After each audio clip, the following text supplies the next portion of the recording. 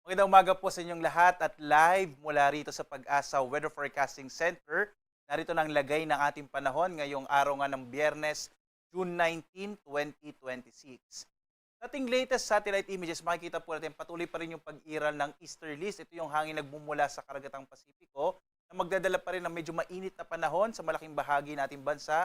Sa ngayon, nakaka-apekto po ito sa bahagi ng Visayas, sa Central at sa Southern Luzon. Asahan pa rin natin malaking bahagi po ng ating kapuluan ay patuloy na makararanas ng medyo mainit na panahon, bagamat posible pa rin ang mga localized rain showers and thunderstorms sa dakong hapon hanggang sa gabi. Kaya manatili pong nakatutok sa mga updates ng Pag-asa upang malaman niyo po kung saang lugar magkakaroon ng mga thunderstorms, mga isolated thunderstorms and rain showers. Nag-issue po tayo ng mga warning. Samantala naman, yung minomonitor po natin na low pressure area ay naging isang bagyo na kaninang alas 2 ng madaling araw.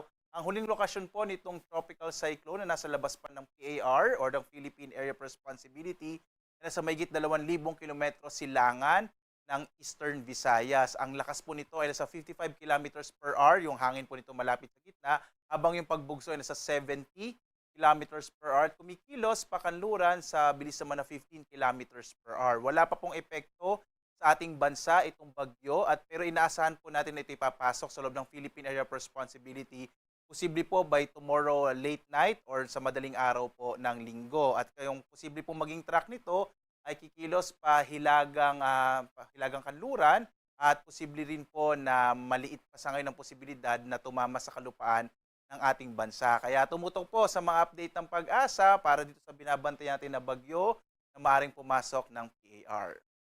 Ngayong araw naman dito sa Luzon, inaasahan po natin malaking bahagi ng Luzon ay patuloy na makararanas ng mga isolated rain showers and thunderstorms. Posible po mainit pa rin sa tanghali habang lumalaki ang posibilidad ng mga pag-ulan sa hapon hanggang sa gabi.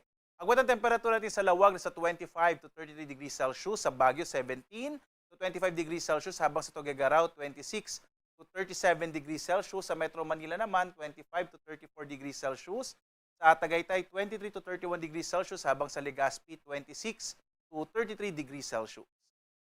Sa dako naman ng Palawan, Visayas at Mindanao, ang Palawan makararanas din po ng mga isolated thunderstorms and rain showers.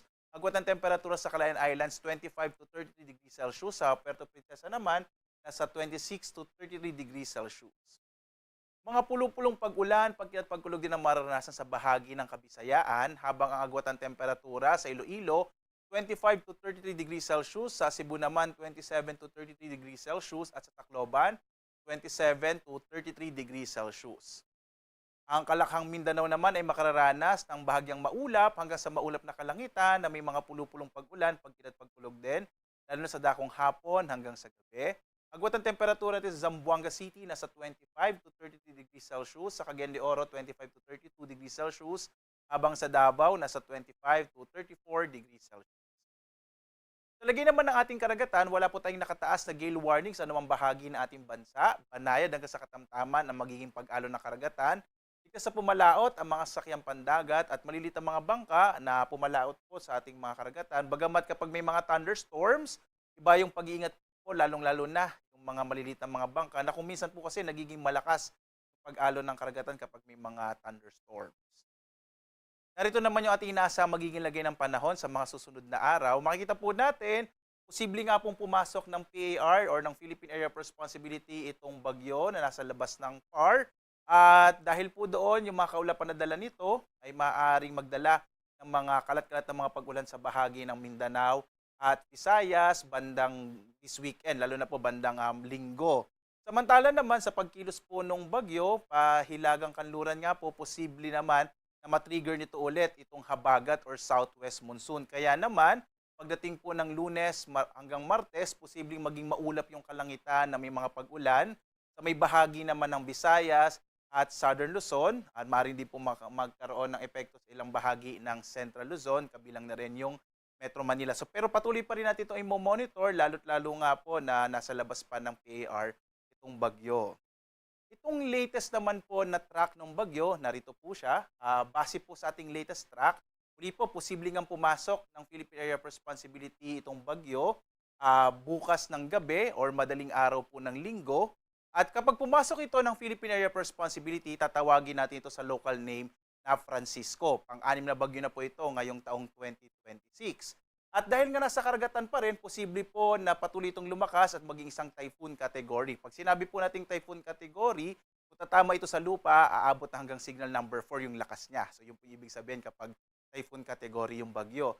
Kasi naman sa ating track, makikita nyo po itong ating cone of confidence, ay posible po kung lalapit pa yung bagyo, maaring maapektuhan nito, yung mga kaulapan or yung mga hangin nito, yung bahagi ng extreme northern Luzon. So sa ngayon, yat inaalis yung posibilidad, bagamat maliit nga yung chance po na tumama ito sa lupa, maaari pa rin tayo magtaas ng tropical cyclone wind signal sa may bahagi po ng extreme northern Luzon or ng northern Luzon kapag dumikit po itong bagyo dito sa bahaging, sa hilagang bahagi ng ating bansa. But again, malayo pa po kasi yung bagyo, kaya posible pa rin magbago itong track na ating nakikita sa ngayon. Kaya patuloy pong tumutok sa update ng pag. Ang ating araw naman ay sisikat mamayang 5:28 na umaga at lulubog, ganap na 6:27